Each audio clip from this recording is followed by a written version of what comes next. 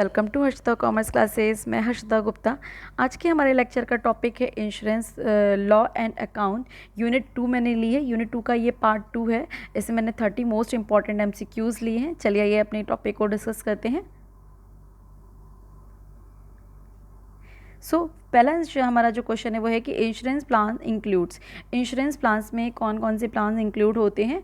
पहला होता है term life insurance, whole life insurance और इंडोमेंट लाइफ इंश्योरेंस।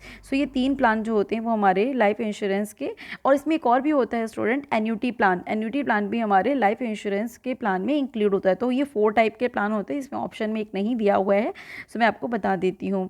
ठीक है, चलिए नेक्स्ट बात कर लेते हैं। Nationalisation of the insurance sector was undertaken by the IGA general insurance corporation. कितनी लोग को मतलब कि किसके अंडर में हुआ था और कितनी कॉरपोरेशन मर्ज हुई थी? 245। मैंने इससे पहले भी आई थिंक आपसे डिस्कस किया हुआ है। नेक्स्ट ले लेते हैं। Risk of the mortality is consider to be. जो रिस्क ऑफ द मोर्टेलिटी होता है वो किस केस में कंसीडर होता है? More on women life, more on women life के केस में। ठीक है, ध्यान रखिएगा। नेक्स्ट ले लेते हैं। Committee of reform in insurance sector during 1993 headed by. जो कमेटी रिफॉर्म की गई थी इंश्योरेंस सेक्टर से रिलेटेड 1993 में, वो किसके द्वारा हेड की गई थी? तो RN मेहरोत्रा के द्वारा जो है वो हेड की गई थी। ध्यान रखिएगा। नेक्स्ट बात कर लेते हैं। The term insurance refer life insurance business. जो टर्म है हमारा इंश्योरेंस वो किससे रेफर करता है? लाइफ इंश्योरेंस बिजनेस से रेफर करता है। नेक्स्ट बात कर लेते हैं। Policy where the premium is payable throughout the life of the insured is called whole life policy. मैंने आपको पहले बताया था जिसमें इंश्योरेंस जो होती है वो पूरी लाइफ हमको देनी पड़ती है, उसको होल लाइफ पॉलिसी कहते हैं। नेक्स्ट ले लेते हैं।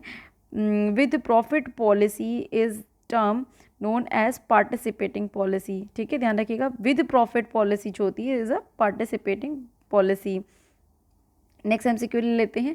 Life annuity in which there is no refund. देखिए, लाइफ एन्यूटी जो होती है there is no refund any beneficiary at the death of the annuitant is term as straight life annuity. क्या कहेंगे उसको? Straight life annuity. ठीक है, straight life annuity, ध्यान रखिएगा।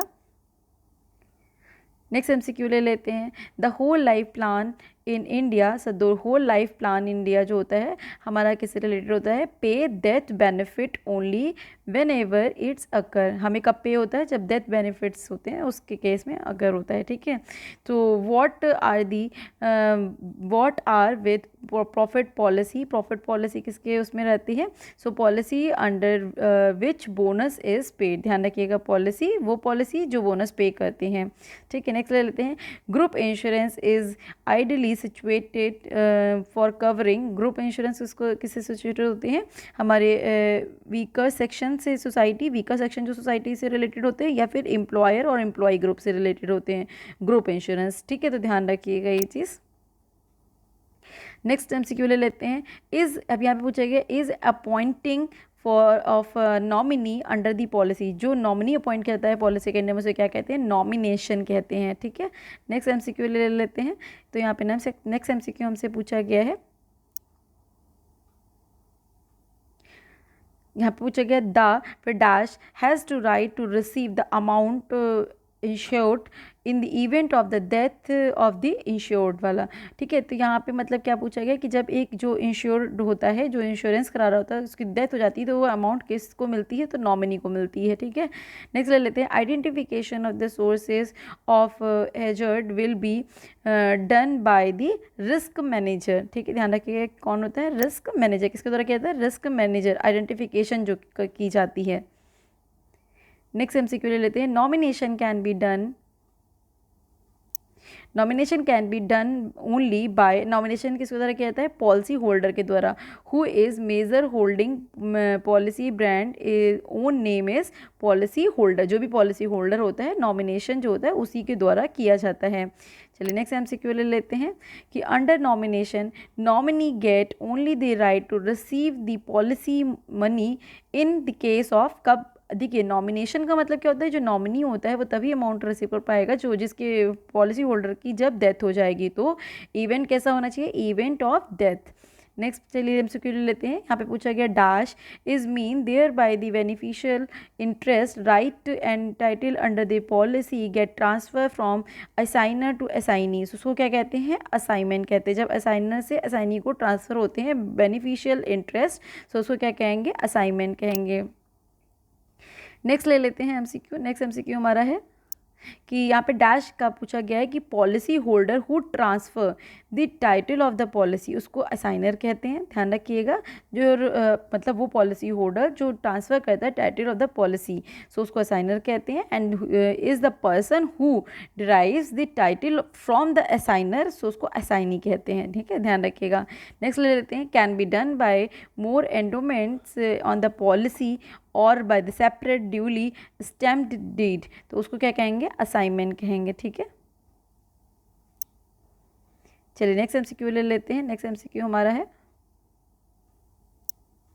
कि insurance play a role in the economy development of a country in the following way.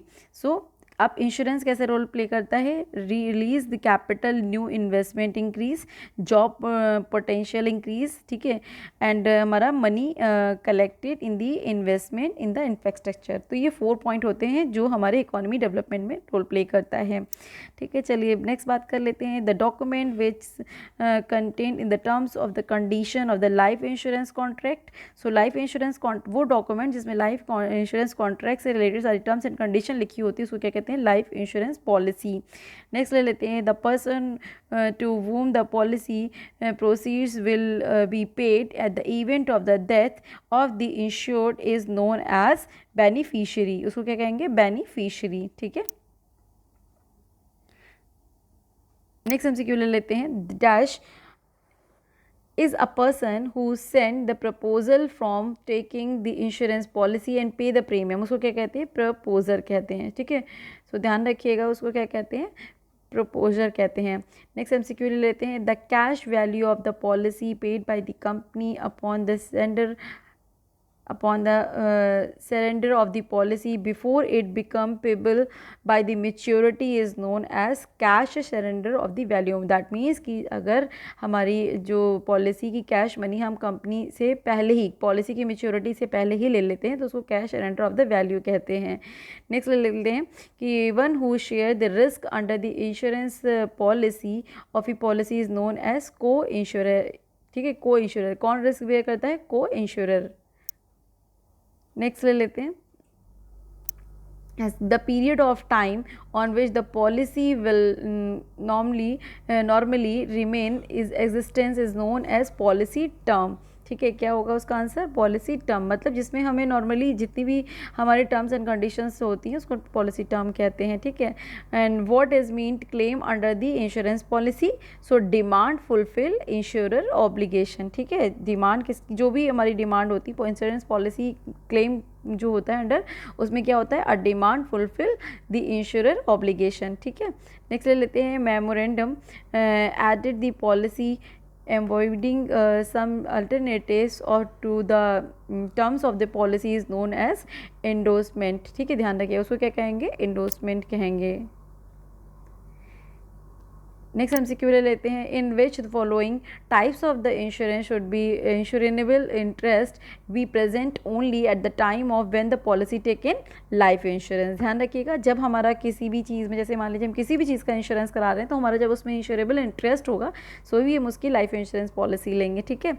Next ले लेते हैं कि paid up value is payable on the life insurance policy. Paid up value हमें कब मिलती है, हमेशा ध्यान रखिएगा, तो मेच्योरिटी हो जाएगी या death, which ever is earlier, ठीक है। सो दोनों में से जो पहले होगा, जैसे मान लीजिए हमारी पॉलिसी मेच्योर हो गई है तो हमको मिल जाएगी पेड अप वैल्यू पूरी, या फिर डेथ होगी उस केस में पहले मिलेगा। चलिए नेक्स्ट एमसीक्यू ले लेते हैं कि insurance technique is based on the principle of pooling system. किस पे बेस्ड है, हमारी पूलिंग सिस्टम पर बेस्ड है। चलिए नेक्स्ट एमसीक्यू ले लेते हैं। नेक्स्ट एमसीक्यू हमसे यहाँ पे पूछा गया है कि a person a person insured his goods, अब एक पर्सन ने जो है वो गुड्स को इंश्योर किया है 2000 के गुड्स को, बट इंश्योर उसने 1600 का इंश्योर किया है, सफ़र अ लॉस 1800, बस उसको लॉस हुआ है 1800 का, तो वो कितने रुपए के लिए क्लेम कर सकता है। तो देखिए हमेशा ध्यान रखिएगा, इंश्योरेंस जितने रुपए का, जितनी अमाउंट का किया जाएगा उतनी ही अमाउंट का हमें क्लेम मिलेगा, उससे ज़्यादा का नहीं मिलेगा, ठीक है। तो हमें कितने का क्लेम मिलेगा, 1600 का ही मिलेगा। नेक्स्ट ले लेते हैं, principle of contribution apply on principle of contribution कब अप्लाई होगा, जब देयर आर 2 और more risk insurance on risk, मतलब जब हम लोग एक से ज़्यादा हमने आपको पहले तो जब 2 या 2 से ज़्यादा इंश्योरेंस के रिस्क होते हैं, हमने इंश्योरेंस पॉलिसी ली होती है तो उस पर अप्लाई होगा, ठीक है। नेक्स्ट ले लेते हैं, the principle of dash does not apply insurance life insurance, ध्यान रखिएगा लाइफ इंश्योरेंस पे हमारा इंडेमनिटी का जो प्रिंसिपल होता है वो अप्लाई नहीं होता है, ये से पहले भी मैंने डिस्कस किया है आपसे। चलिए नेक्स्ट MCQ ले लेते हैं, if the life insured has die if a few days before date of the maturity but after signing discharge from whom the claim paid.